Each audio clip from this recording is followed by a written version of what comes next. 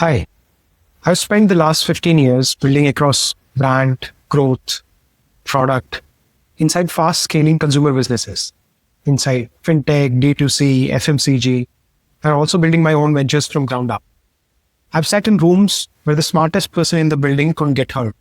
And I've been that person too, learning it the hard way. Here's something that nobody is telling you when you start working. Every job, engineering, product, sales, support, anything, they train you very deeply into your core skill. But have you ever thought that almost nobody teaches you how the business around that job actually works so that you can be really good at it? This video is here to fix that. It's not an MBA, it's not theory. It's the real basics of how to think about business. So you can sit in any meeting, understand what's really being decided, and make sure that your voice starts mattering. The real idea is that business is a system. It's not a thing, it's a system. A system is very simple.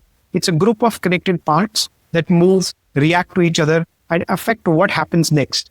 Something goes in, something happens to it, something comes out, and here is the important part. What comes out changes what goes in the next time. Here is where this becomes very useful. Every business, a 5% startup or a company with 50,000 people, has the same four things that move inside it. Number one, the money, the cash coming in, the cash going out, and the gap between that. So the cash coming in is, let's say, from the sales.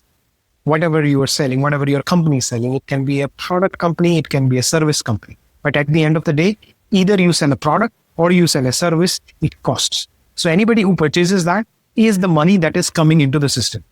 Now, there is a money that goes out of the system, and that completely depends upon that what does it cost to produce that product, to market that product, to package that product, to deliver that product, and if that product is faulty, to take that product back. And also, in case that product is faulty, to do the customer service of that, right? And in many cases, if your products are very, very unique, then the research and development that goes behind.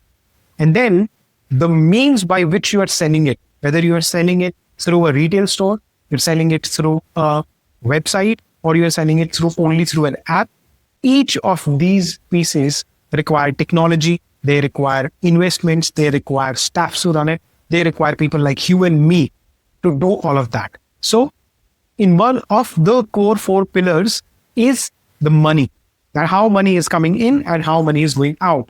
The more the money that is coming in, the bigger the company starts to get, provided the money that is going out of that company is controlled. Because both of them, if they continue to expand at the same time, it is called a leaky bucket. And whatever you're putting in, everything is going out. So that is not something which is going to create profits for the company.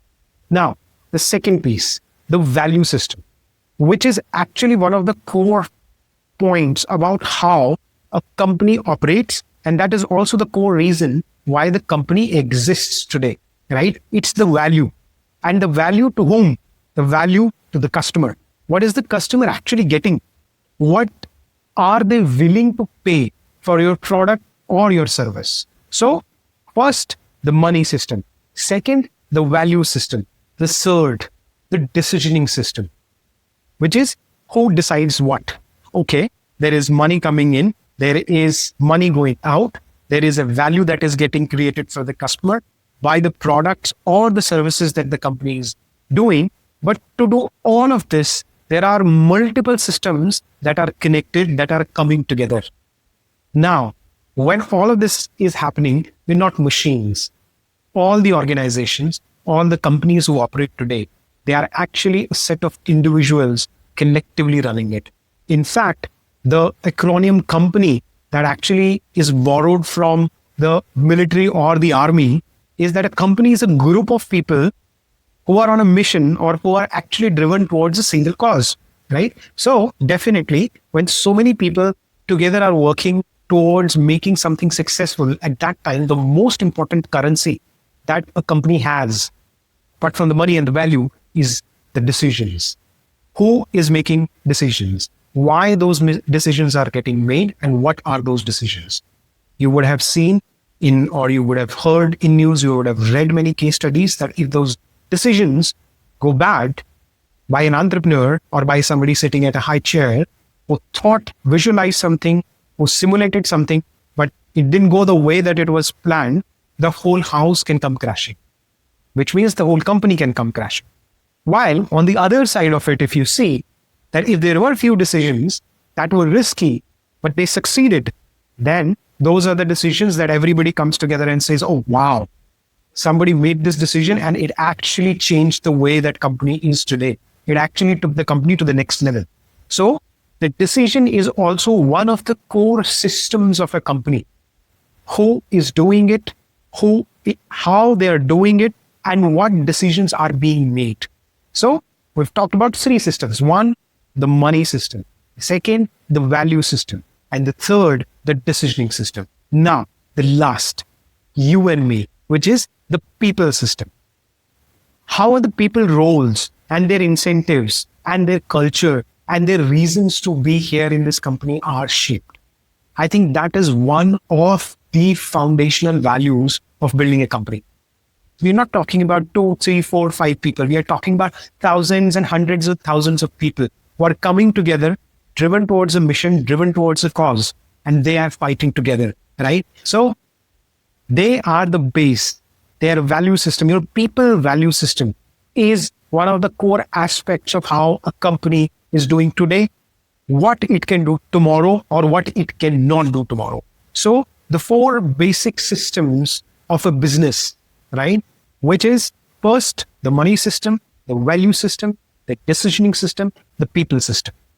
Now let's make it real with one example. Say you work at a D2C brand and a customer complains that their order has come 5 days late. That one complaint touches all 4 things at once. It's a value problem. The customer is not getting what they were promised. It's a money problem. A late order often means a refund, a lost repeat customer, maybe a bad review that costs the future sales as well. It's a decision question. Does someone step in?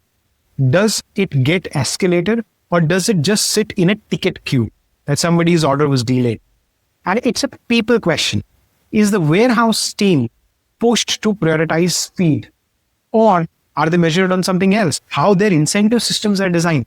Like cost per shipment or just the total number of hours that they have to spend inside a warehouse, right? That I have to just minimum do 8 hours, doesn't matter how many shipments did I pack. One complaint and 4 things moving at once. That's what the business really is. Not a company name, but this constant motion happening underneath it. Now, why this should matter to you? Here is why this new picture changes everything for you. Once you see a business as a system, you stop asking, what is the business doing? Which is a vague, hard question to answer.